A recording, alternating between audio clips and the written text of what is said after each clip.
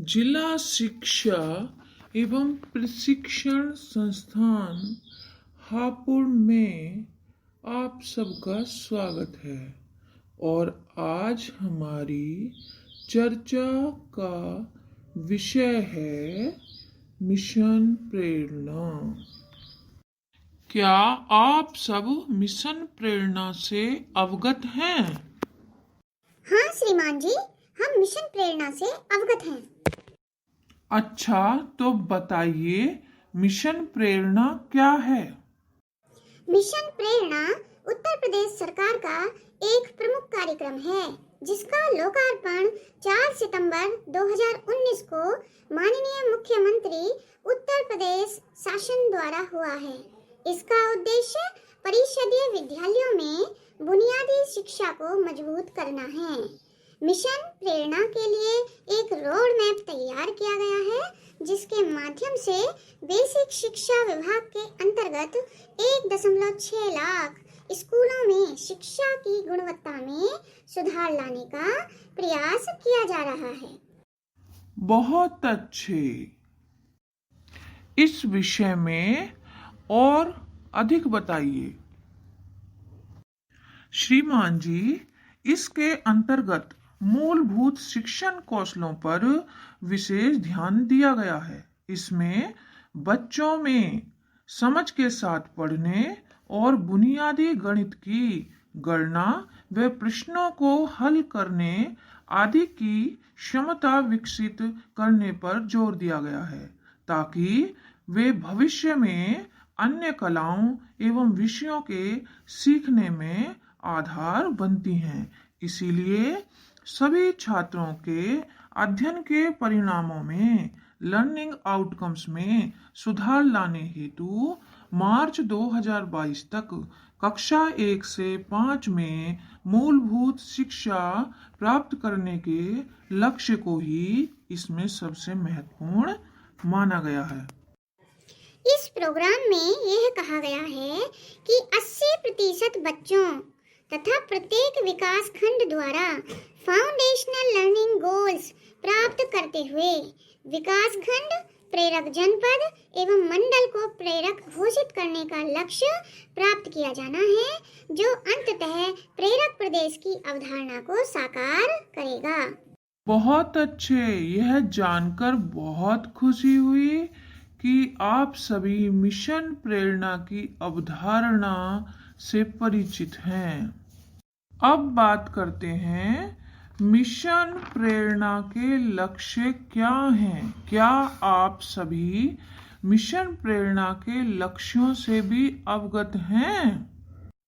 हाँ श्रीमान जी, हम मिशन प्रेरणा के लक्ष्यों से परिचित हैं, लेकिन हम ये चाहेंगे कि आप मिशन प्रेरणा के लक्ष्यों पर विस्तार से बताएं।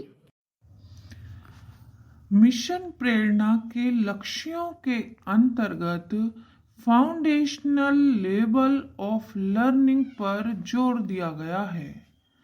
मिशन प्रेरणा ने कक्षा 1 से कक्षा 5 तक के लिए प्रेरणा लक्ष्य रखे हैं, और ये प्रेरणा लक्ष्य 2 विषयों के लिए निर्धारित किए गए हैं।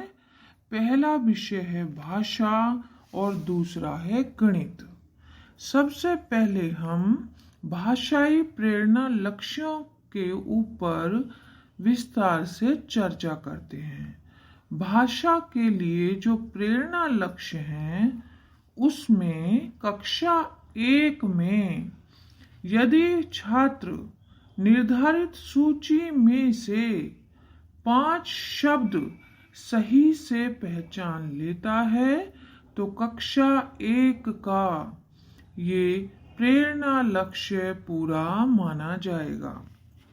कक्षा 2 में यदि बच्चा अनुच्छेद को 20 शब्द प्रति मिनट के प्रवाह से पढ़ लेता है, तो कक्षा 2 के लिए ये प्रेरणा लक्ष्य पूरा माना जाएगा।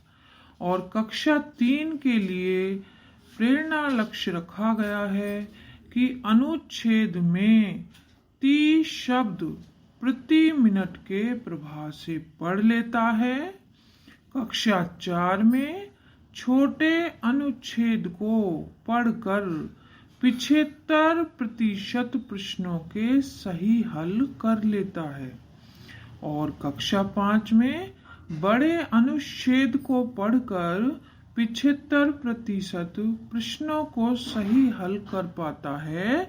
तो ये भाषाई प्रेरणा लक्ष्य पूरे माने जाएंगे।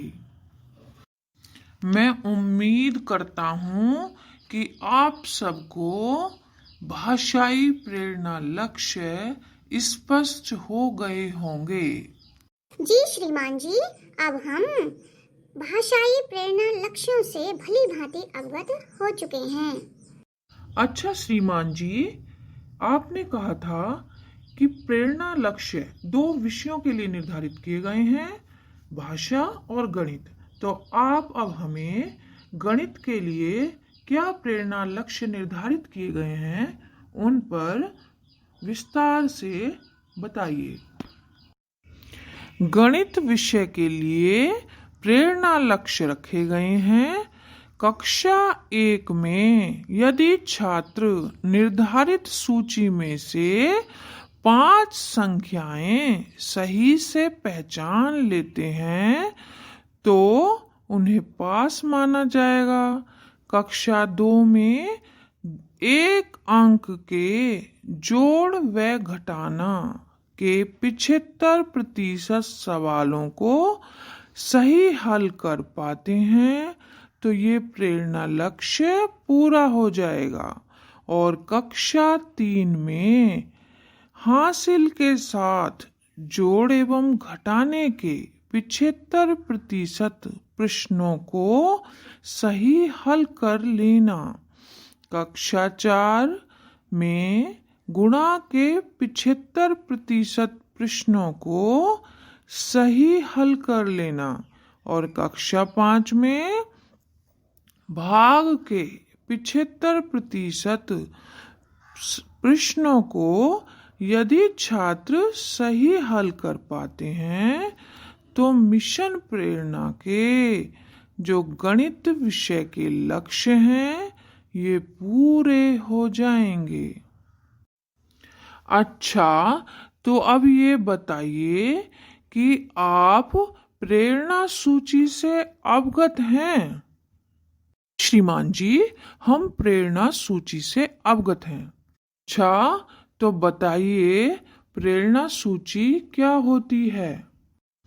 श्रीमान जी, प्रेरणा सूची वह सूची है जिसमें यह बताया गया है कि हर एक कक्षा में एक निर्धारित विषय है। जैसे हम बात करें कक्षा 1 और 2 की, तो उसमें भाषा विषय है, गणित विषय है। तो हर एक कक्षा से संबंधित विषय है तथा उस विषय से संबंधित दक्षता हैं। तो प्रेरणा सूची वह सूची है जिसमें कक्षा से संबंधित विषयों में निर्धारित दक्षताओं का वर्णन किया गया है। बहुत खूब, आपने सही से बताया कि प्रेरणा सूची क्या है।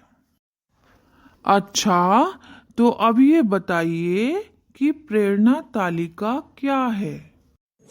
प्रेरणा तालिका वह तालिका है जिसमें प्रेरणा सूची में दी गई दक्षताओं का आकलन किया जाता है। प्रेरणा सूची में निर्धारित विषयों में निर्धारित दक्षताओं का वर्णन किया गया है तथा प्रेरणा तालिका में उनके आकलन पर जोर दिया गया है। इसे हम एक उदाहरण से समझते हैं। विभाग के द्वारा सभी विद्यालयों को प्रेरणा तालिकाएं दी गई हैं और उन प्रेरणा तालिकाओं को प्रत्येक शिक्षक और हेडमास्टर के द्वारा अपनी कक्षाओं में चस्पा करना है तथा साथ ही दिए गए क्रम के अनुसार सभी दक्षताओं को अपने बच्चों में पारंगत करना है। जो भी दक्षता पूरी होती जाएगी उस पर शिक्षक द्वारा टिक लगाया जाएगा। बाद में ARP एवं डाइट मेंटर के द्वारा उसका प्रभावी अनुसरण किया जाएगा। जब वो उस संबंधित विद्यालय में आएंगे तो ये देखेंगे कि प्रेरणा तालिका में जो दक्षताएं टीचर ने टिक की हैं, वास्तव में वो दक्षताएं बच्चों में आई हैं कि नहीं।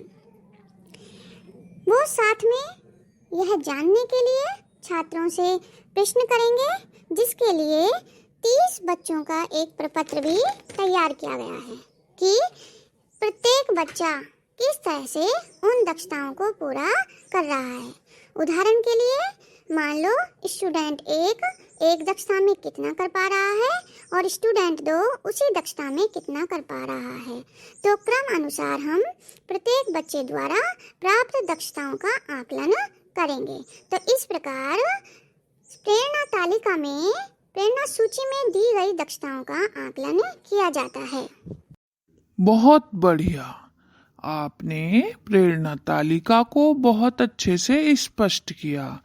तो प्रेरणा सूची और प्रेरणा तालिका में यह अंतर है कि प्रेरणा सूची में विषयों से संबंधित दक्षताओं का वर्णन किया गया है तथा तालिका के द्वारा उनका आकलन किया जाता है। तो आज हमने चर्चा की कि मिशन प्रेरणा क्या है, मिशन प्रेरणा में क्या लक्ष्य रखे गए हैं, प्रेरणा सूची और प्रेरणा तालिका में क्या अंतर है। तो अब हम अपनी मीटिंग को यहीं समाप्त करते हैं। धन्यवाद।